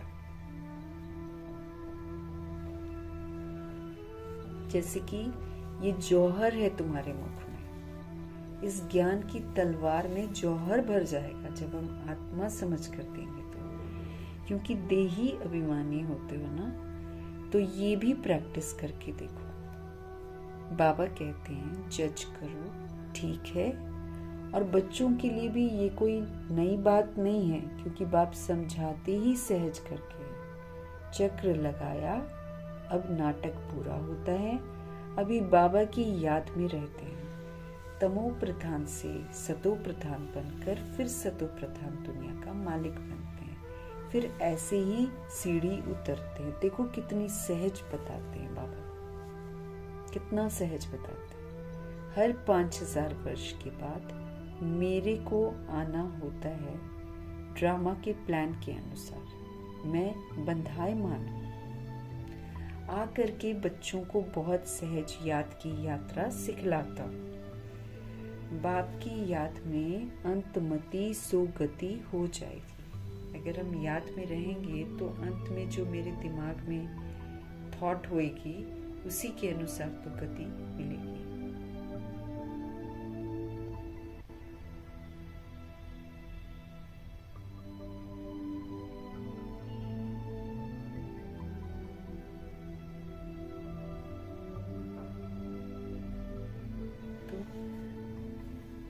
बाप की याद में अंतमति सु हमारी गति हो जाएगी। याद की यात्रा सिखलाते हैं जिस पर हमको तत्पर रहना है। ये इस समय के लिए ही है, क्योंकि ये अंत काल है। अभी इस समय बाप बैठ करके हम आत्माओं को युक्ति बतलाते हैं कि मेरे को याद करो, बस अब माँ में कम याद करो तो तुम्हारी सदगति हो जाएगी। बच्चे भी जानते हैं, बच्चे भी समझते हैं कि पढ़ाई से ये बनूंगा, फलाना बनूंगा। इसमें भी यही है कि मैं जाकर के नई दुनिया में देवी देवता बनूंगा। कोई नई बात नहीं है। बाप तो घड़ी घड़ी कहते हैं नथिंग न्यू। ये तो सीढ़ी उतरनी चढ़नी है। जिन की कहानी है ना, जिन की कहानी है, उसको सीढ़ी उतरने और चढ़ने का काम दिया गया था। ये नाटक ही है, चढ़ना और उतरना। याद की यात्रा से बहुत मजबूत हम हो जाएंगे। इसलिए भिन्न भिन्न प्रकार से बाप बच्चों को बैठकर सिखलाते हैं कि बच्चे अभी देही अभिमानी बनो। अभी सबको वापस घर जाना है। तुम आत्मा पूरे 84 जन्म लेकर तमो प्रधान बन गई।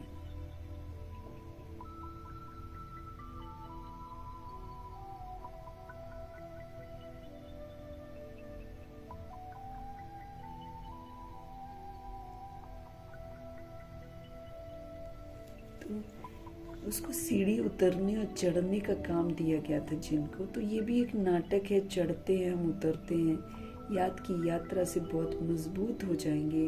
इसलिए भिन्न भिन्न प्रकार से बाप बच्चों को बैठ सिखलाते हैं कि बच्चे अब देही अभिमानी बनो, अभी सबको वापस घर जाना है।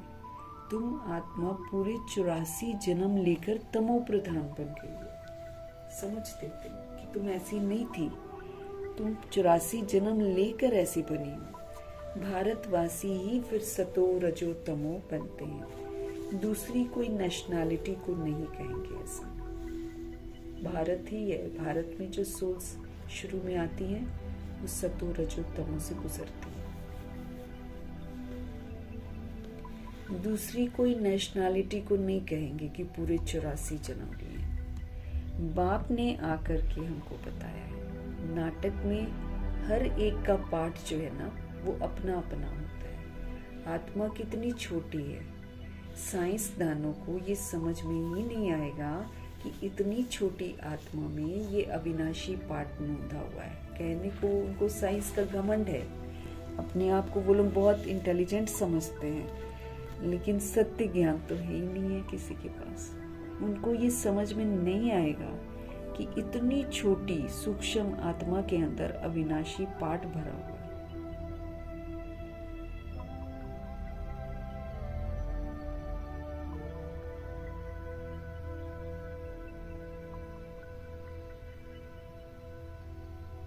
तो ये है सबसे वंडरफुल बात, इतनी छोटी आत्मा, ये छोटी सी आत्मा और पार्ट कितना बजाती है, वो भी अविनाशी, विनाश नहीं होता उसका पार्ट, और बना बनाया है। ऐसे नहीं कोई कहेंगे कि कब बना, नहीं, ये कुदरत है।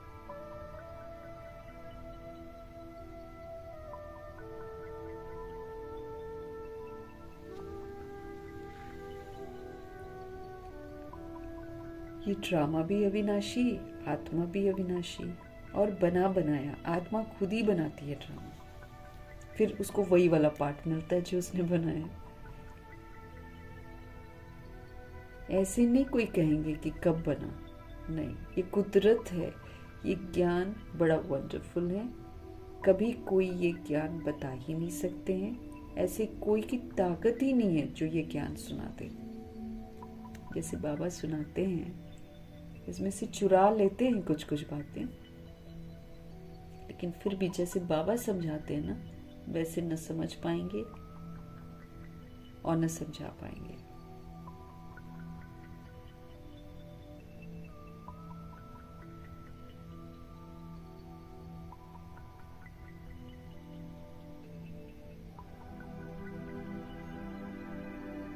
तो ये ज्ञान बड़ा वंडरफुल है, कभी कोई ये ज्ञान बता ही नहीं सकते हैं। ऐसे कोई की ताकत ही नहीं है जो कि ये ज्ञान सुना दे।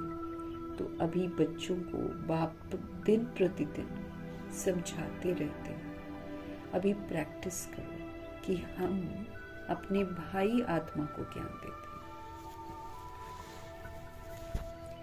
आप समान बनाने के लिए, ताकि वो भी आत्मा भाई समझकर दूसरे आत्मा भाई को बताए। बाप से वर्षा लेने के लिए, क्योंकि सब आत्माओं का हक है वर्षे पर।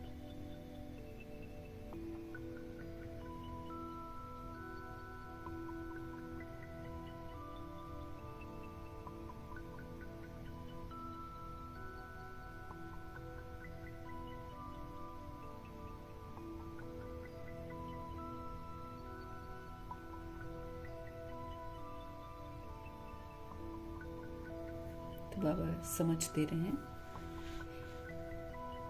कि सभी आत्माओं का हक है बाप के वर्षे पर, बाप से वर्षा लेने के लिए, क्योंकि सब आत्माओं का हक है। बाबा आते हैं सभी आत्माओं को अपना अपना शांति और सुख का वर्षा देने के लिए।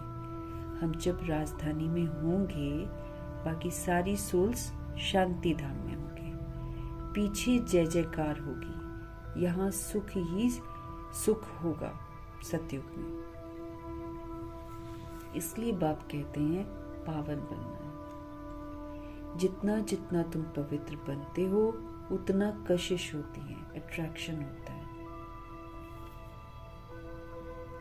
जब तुम बिल्कुल पवित्र हो जाते हो तो गद्दी नशीन हो जाते हो। तो प्रैक्टिस ये करो, ऐसे मत समझना कि बस ये सुना और कान से निकलता ही नहीं है। बातें होती ना कई, पहले तो सुनो ही मत, नहीं तो कई बातें होती सुन लेते ना, निकलती नहीं है, फिर ये बाहर अंदर ही घुस जाती हैं। तो पवित्र बनना है तो बातें अंदर लेकर नहीं जानी है। तो बाबा कहते हैं जितना जितना आप पवित्र बनते जाएंगे उतना कशिश होती है। जब तुम बिल्कुल पवित्र हो जाते हो तो गद्दी नशीन हो जाते हो। तो प्रैक्टिस ये करो, ऐसे मत समझना कि बस ये सुना और कान से निकाला नहीं। इस प्रैक्टिस बगैर तुम चल नहीं सकेंगे। अपने को आत्मा समझो, वो भी आत्मा भाई भाई को बैठकर समझाओ। आत्मा का पाठ पक्का करा रहे हैं। रूहानी बाप रूहानी बच्चों को समझाते हैं। इसको कहा जाता है रूहानी स्पिरिचुअल नॉलेज। यह है रूहानी स्पिरिचुअल नॉलेज है।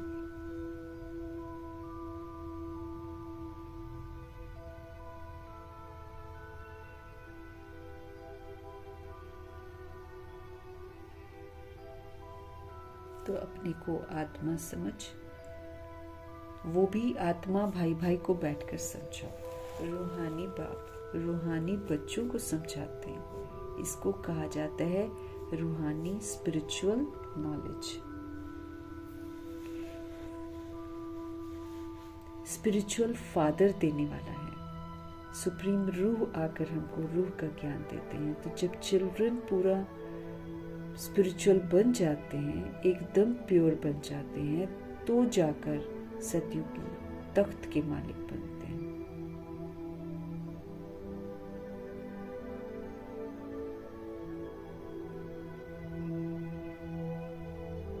जब चिल्ड्रन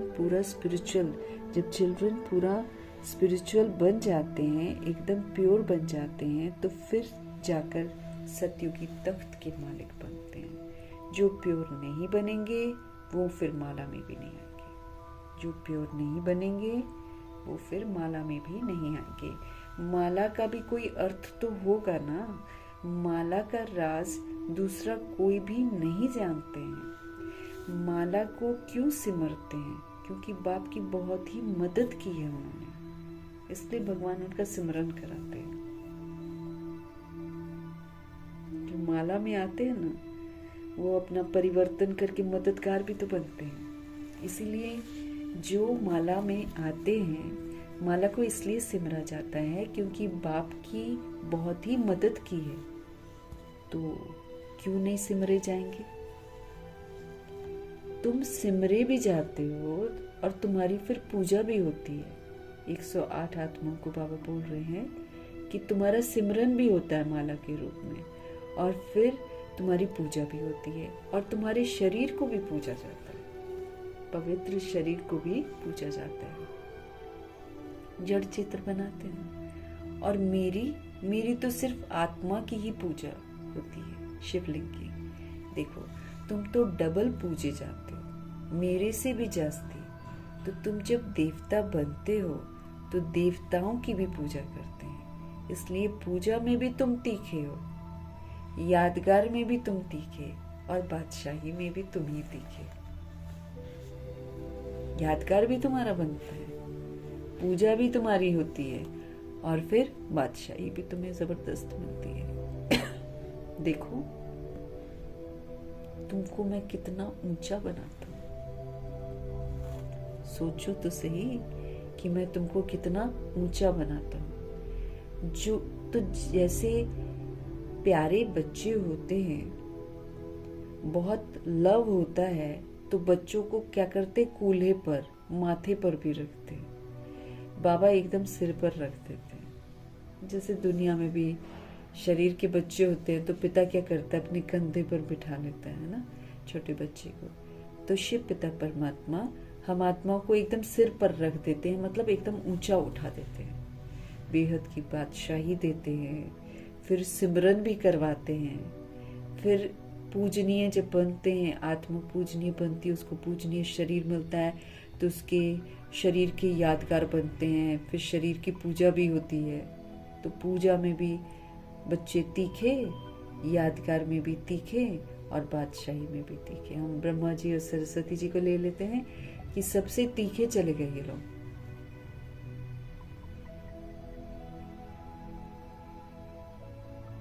संगम युग में एक बाबा का बनकर, वो तो पूरा संगम युग बाबा के साथ है, पूरा संगम युग। जब से वो लोग ज्ञान में आए, जब से उनको नॉलेज मिली है, पहले तप किया है, आत्मा का पाठ पक्का किया है, जितना आत्मा का पाठ पक्का करते हैं उतने भगवान की समीपता का अनुभव करते हैं। फिर मुरलियाँ चली, फिर उसमें बाबा के साथ रहकर उन्होंने मुरलियाँ चलाई हैं, विचार सागर मंथन किया है, तो कितना समीप स्थान प्राप्त किया है बाबा के।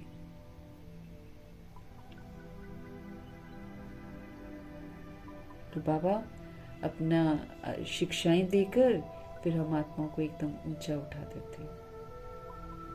अच्छा, मीठे मीठे सिकिलुदे बच्चों प्रति माता पिता बाप दादा का याद प्यार और गुड मॉर्निंग। रूहानी बाप की रूहानी बच्चों को नमस्ते। हम रूहानी बच्चों की भी रूहानी बाप को दिल से, जान से, सिख से, प्रेम से, अदब से, पूरे रिस्पेक्ट से, पूरे रिगार्ड से, पूरी मोहब्बत से, स्नेह भरी प्यार भरी नमस्ते और तहे दिल से धन्यवाद। धारणा के लिए मुख्य सार है गायन और पूजन योग्य बनने के लिए क्या करना पड़ेगा? स्पिरिचुअल बनना पड़ेगा। आत्मा को प्योर बनाना है, आत्म अभिमानी बनने की मेहनत करनी है, तब होता है गायन, तब होता है पूजन। स्पिरिचुअल बनना है, आत्मा को प्योर बनाना है, फिर आत्म अभिमानी बनने की मेहनत करनी है।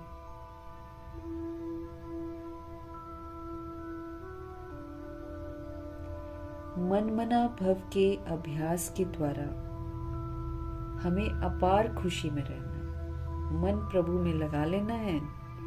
खुशियों के सागर के साथ अगर हमारा मन लग जाए तो फिर क्या होगा? खुशी में रहेंगे। स्वयं को आत्मा समझकर आत्मा से बात करनी है। इस विधि से आंखों को मुझे सिविल बनाना है। देह को देखते हैं तो क्रिमिनल है, आत्मा को देखते हैं तो सिविल है। तो अपनी भी आत्मा को देखना है, दूसरों को भी आत्मा को देखना है।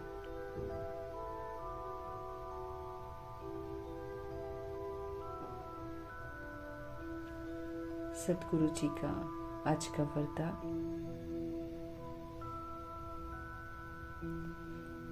मास्टर रचता की स्टेज के द्वारा,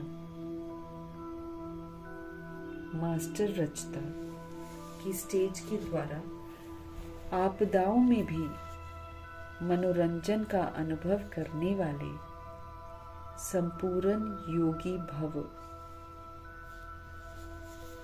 सारी अच्छाइयों की जो शुरुआत है वो हमको करनी है। सुख स्वरूप, शांत स्वरूप, संतुष्ट स्वरूप, प्रेम स्वरूप, आनंद स्वरूप, सत्य स्वरूप, दिव्य स्वरूप, सब में हमको मास्टर रचता बनना है। शुरुआत करने वाला मास्टर रचता है। तो मास्टर रचता की स्टेज पर स्थित रहने से, है ना, आपदाएं जो होंगी ना, प्राकृतिक आपदाएं जो होंगी, वो फिर मनोरंजन का अनुभव होंगे।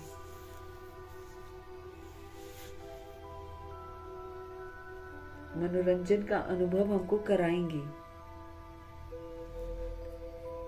ऐसा बनने के लिए, मनोरंजन करने के लिए हमको क्या करना पड़ेगा?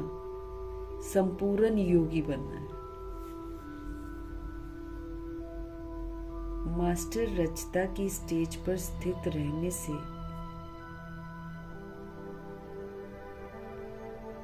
बड़े से बड़ी आपदा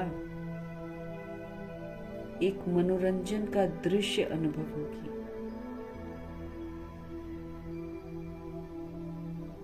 जैसे महाविनाश, ये भी आपदा है।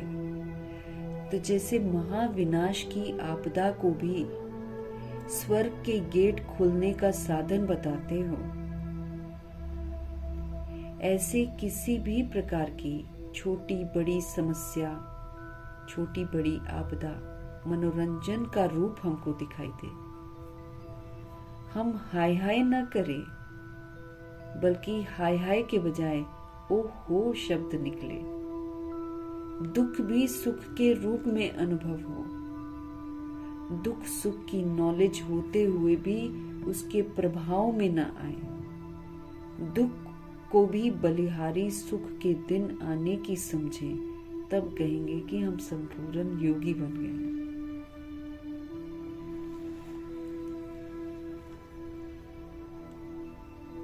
है ना? पवित्र भव योगी भव। योगी का मतलब ही है प्रभाव मुक्त, लगाव मुक्त, दबाव मुक्त, शक्तिशाली आत्मा।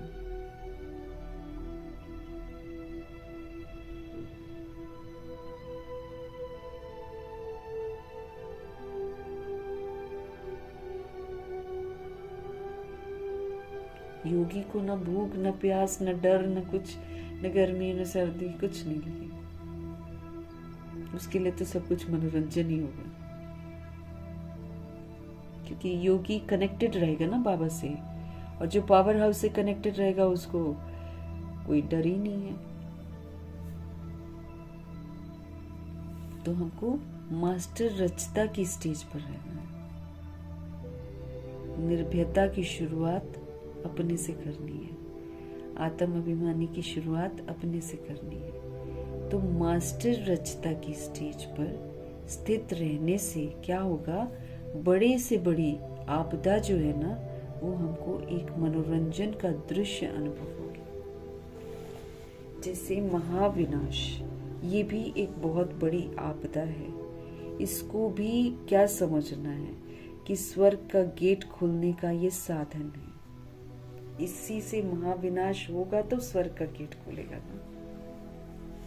तो पॉजिटिव होकर देख रहे हैं। तो जैसे महाविनाश की आपदा को भी स्वर्ग के गेट खुलने का साधन बताते हो, ऐसे किसी भी प्रकार की छोटी बड़ी समस्याएं जो हैं, वो जब हमारी जिंदगी में उत्पन्न होती हैं, ऐसे किसी भी प्रकार की छोटी बड़ी जो प्रॉब्लम्स हमारी जिंदगी में आती हैं, या फिर छोटी बड़ी आपदा आती है जिंदगी में, तो वो मेरे को मनोरंजन का रूप दिखाई दे। उसमें अच्छाई समाई हुई है। समस्या है तो समाधान स्वरूप बनना है, कारण है तो निवारण स्वरूप बनना है। तो क्या बन रहा है? मास्टर रचता बन रहा है। ऐसे किसी भी प्रकार की छोटी बड़ी समस्या जो हमारी जिंदगी में आती है, वह आपदा आती है, वो हमको मनोरंजन का रूप दिखाई दे। हाय हाय के बजाय ओ हो शब्द निकले। दुख भी सुख के रूप में अनुभव हो कि ये दुख नहीं है, ये तो सुख है। दुख सुख की नॉलेज होते हुए भी हम सभी आत्माएं उसके प्रभाव में न आए। दुख को भी हम क्या समझें कि भाई दुख आया है तभी तो सुख आएगा। तो दुख को भी बलिहारी सुख के दिन आने की समझें। अगर जो ये अति बढ़ती जा रही है, दुख की अति बढ़ती जा रही है, तो इसको भी मनोरंजन समझना है कि भाई अति में जाएगा तभी तो इसका अंत होगा। तो दुख को भी बलिहारी सुख के दिन आने की समझे, तब कहेंगे कि हाँ भाई संपूर्ण योगी बन गई है आत्मा।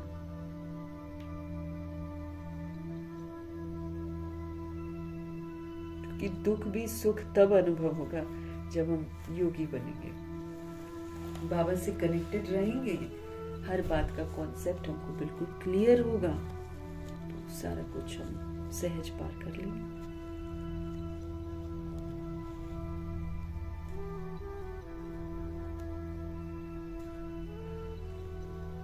तो दुख सुख की नॉलेज होते हुए भी उसके प्रभाव में ना आए, दुख को भी क्या समझे, बलिहारी सुख के दिन आने की समझे कि सुख के दिन आएंगे भैया, दुख दाम खत्म होगा तो जल्दी जल्दी दुख खत्म, दुख आएगा, हिसाब किताब मेरा सेटल होएगा, फ्री हो जाएंगे, फ्री होके उड़ जाएंगे। दुख में सुखी रहकर पार करना है उसको। श्लोक, दिल तख्त को छोड़कर साधारण संकल्प करना मतलब धरनी पर पांव रखना, ऊंची स्थिति से नीचे आ जाना। अब दिल तख्त जो भगवान का मिलता है उस पर हम तब हक प्राप्त कर सकते हैं जब मेरे संकल्प शुभ हों, शुद्ध हों, विशेष हों, सकारात्मक हों, कल्याणकारी हों। ऐसे शुभ शुद्ध संकल्प करते हैं ना, तब बाबा का दिल तख्त जो है उसको अनुभव कर पाते हैं।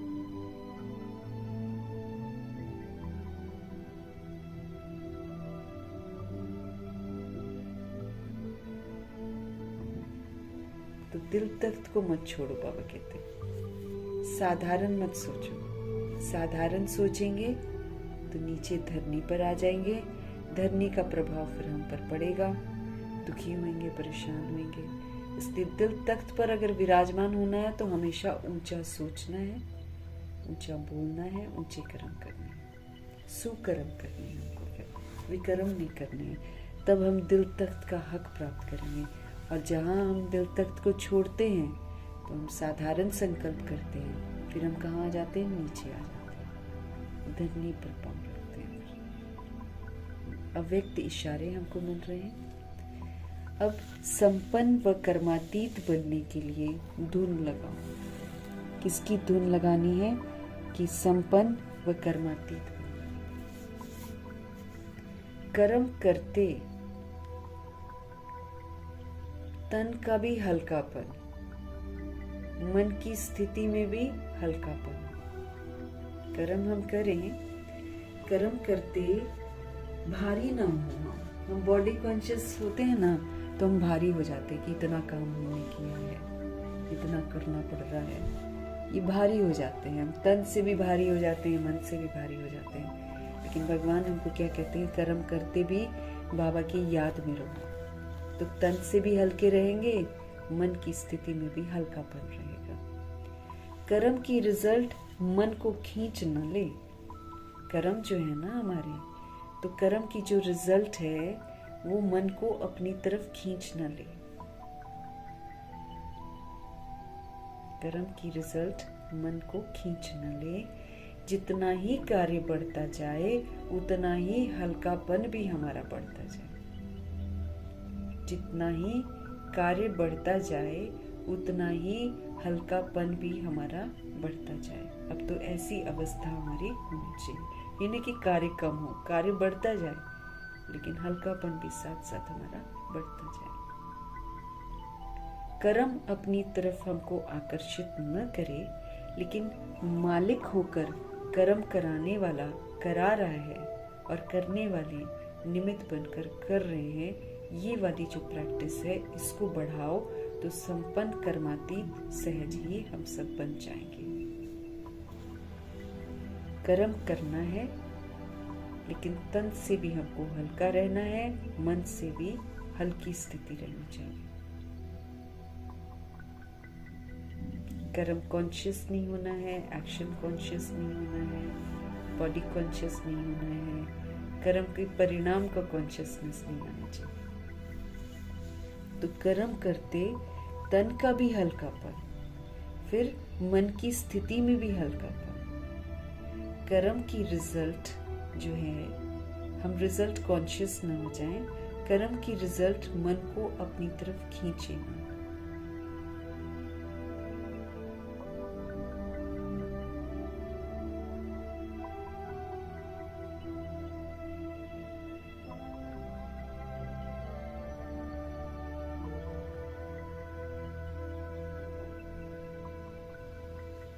हल्का। रिजल्ट जो है कर्म की, वो भी मेरे को अपनी तरफ न खींचे। जितना मेरा कार्य बढ़ता जाए उतना हल्कापन भी बढ़ता जाना चाहिए। कर्म मेरे को अपनी तरफ अट्रैक्ट न करे, लेकिन मालिक होकर कर्म कराने वाला करा रहा है और करने वाले निमित्त बनकर कर रहे हैं।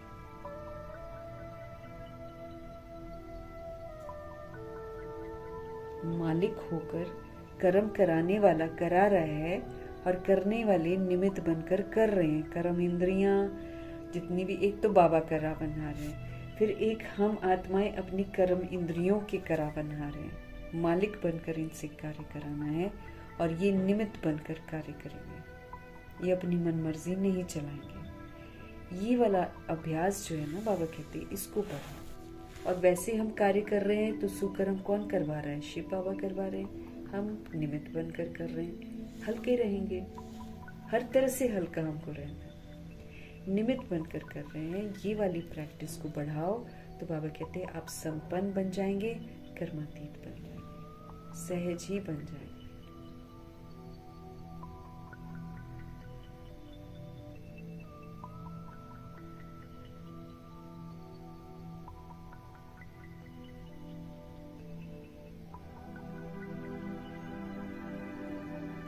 करावनहार करा रहे हैं ना, मालिक होकर कर्म कराने वाला करा रहे हैं और करने वाले निमित्त बनकर कर रहे हैं। ये वाली प्रैक्टिस बढ़ाओ, बाबा कहते हैं। करावनहार बनकर कर्म इंद्रियों से, सूक्ष्म शक्तियों से कार्य कराना, तो हम फिर क्या हो जाएगा?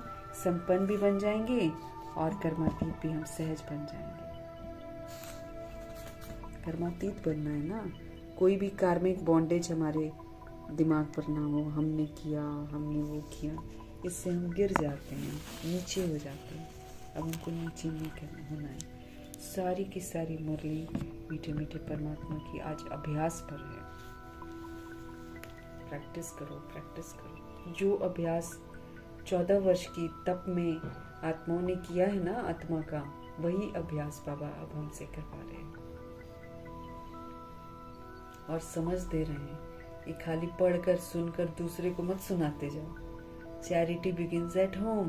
पहले खुद को बनाओ, फिर दूसरे को बोलो, नहीं तो फिर बोझ चढ़ता है हमारे ऊपर। हम करते नहीं हैं और हम दूसरे को बोलते तो वो तो कहीं भी हमारे बोल में ना ताकत नहीं आती है। ताकत नहीं आती, फिर हम दूसरे को भी वो ताकत दे ही नहीं पाते हैं, इसलिए फिर दूसरा भी नहीं बनता है। तो चैरिटी अपने आप से शुरू करनी है। और आत्म जैसे दान करते हैं ना, दान की बात हो रही है, तो पहले अपने से शुरू करना है। Charity begins at home.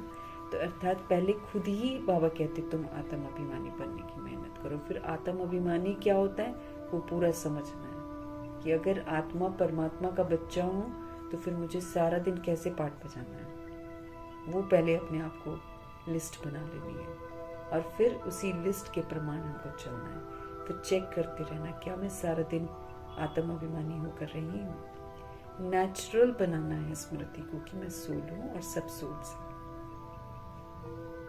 आत्मा समझकर आत्मा को ज्ञान देने की समझ दे रहे। कोर्स भी किसी को शेयर करते हैं बाबा का, तो मैं आत्मा हूँ और आत्मा को सुना रही हूँ। जैसे दादी, जनक दादी, कोई भी सोल आती थी तो बोलती थी आत्मा भाई आ गया, अपने बाबा से वर्षा लेने के लिए आ गया, ऐसे वो लोग बोलते थे।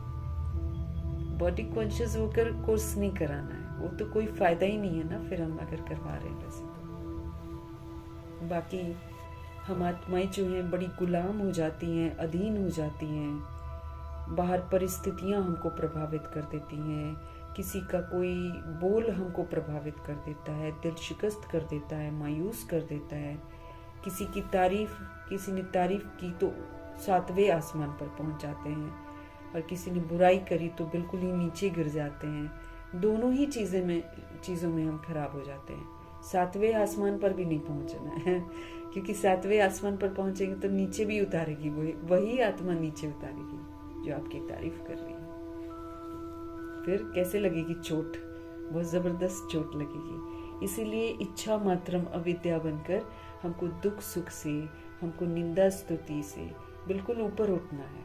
किसी ने निंदा की, स्तुति की, मान दिया, अपमान दिया, कोई प्रभाव न पड़े हम पर। हम अपनी ऊंची स्थिति में स्थित रहें। मेहनत करनी है हमको। आज हमारे को मेहनत के ऊपर ध्यान खिंचवा रहे हैं।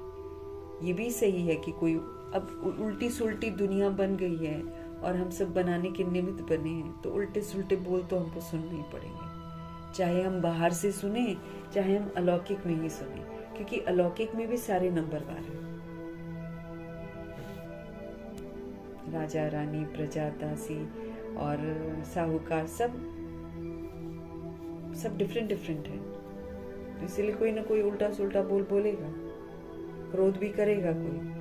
लेकिन भगवान कहते हैं कि हमको मुख से ताली नहीं बजानी है, हमको रिएक्ट रिजेक्ट करने वाली ताली नहीं बजानी है, हमको क्वेश्चन करेक्शन वाली ताली नहीं बजानी है।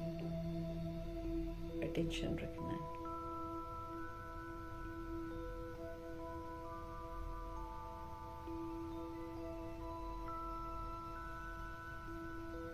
फिर आत्मा भाइयों को देखना है, भ्रिकुटी में देखना है, सतगुणी रूप को देखना है। जिस दृष्टि से बाबा हमको देखते हैं, जिस दृष्टि से बाबा सारे बच्चों को देखते हैं, आत्मिक दृष्टि से, उसी आत्मिक दृष्टि से हमको भी देखना है।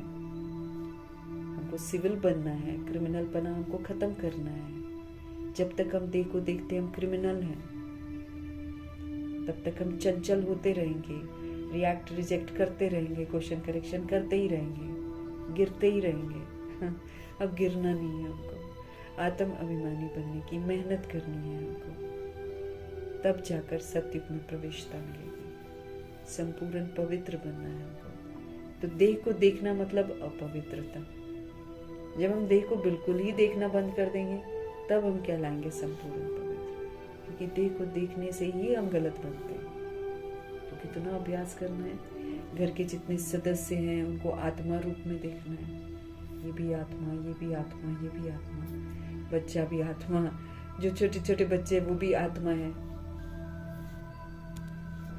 हम ट्रस्टी हैं, वो आत्मा है और हम ट्रस्टी हैं। जिम्मेवारी बड़ी बखूबी निभानी है, स्थूल विधियों से नहीं, सूक्ष्म विधियों से। स्थूल नहीं, ये ले दिया वो तो हम पालना थोड़ी कर रहे हैं, हम तो उसको बिगाड़ रहे हैं। एक की जगह हम 10 चीजें अगर बच्चों को लेकर देते हैं तो बच्चे बिगड़ते ही तो हैं। एक चीज खिलाने की जगह हम 10 चीजें खिलाते हैं तो हम बिगाड़ते ही तो हैं। तहजीब नहीं सिखाते ना, फिर असुर बनाते हैं। फिर तो अब असुर नहीं बनाना है किसी को भी। रूह बनकर, रूह को देखकर, वो जो रूह गर्भ जल में बोलकर आई है, छोटी बॉडी में जो सोल्स हैं, वो तो रूह जो है गर्भ जल में प्रॉमिस करके आई है कि हम भगवान को याद करेंगे, हम गलत कर्म नहीं करेंगे। तो ऐसा वायुमंडल बनाना है कि वो गलत काम ना करे। ऐसा वायुमंडल बनाना है कि वो हर समय सबसे पहले भगवान को याद करे। ऐसा उसको बनाना है कि उसके मुख से सुबह उठकर मम्मी पापा ना निकले, उसके मुख से उठते ही निकले गुड मॉर्निंग परमात्मा और थैंक यू परमात्मा। ऐसा उनको बनाना है। तब तो हम कहेंगे कि हाँ चलो जी, हम विकार से उसको अपने घर में लेकर आए हैं, तो हम कम से कम उसका भला तो करें। अब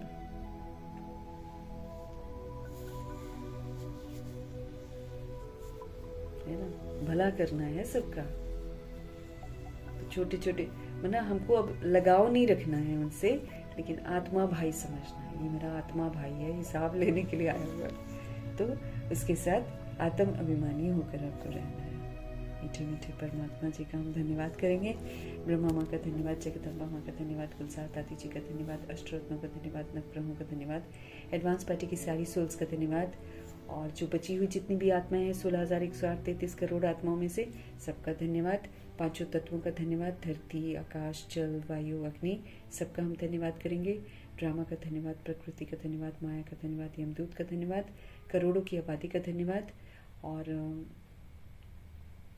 साधनों का धन्यवाद, साधन बनाने वालों का धन्यवाद, साथ में रहने वाली सोल्स का धन्यवाद, सहयोगी आत्माओं का धन्यवाद, अविनाशी खजानों का धन्यवाद, समय का धन्यवाद, पूरे यूनिवर्स का धन्यवाद, शरीर रूपी इंस्ट्रूमेंट का धन्यवाद, आप सभी सोल्स का धन्यवाद, सृष्टि की मेहमान नवाजी का तहे दिल से हम धन्यवाद करेंगे।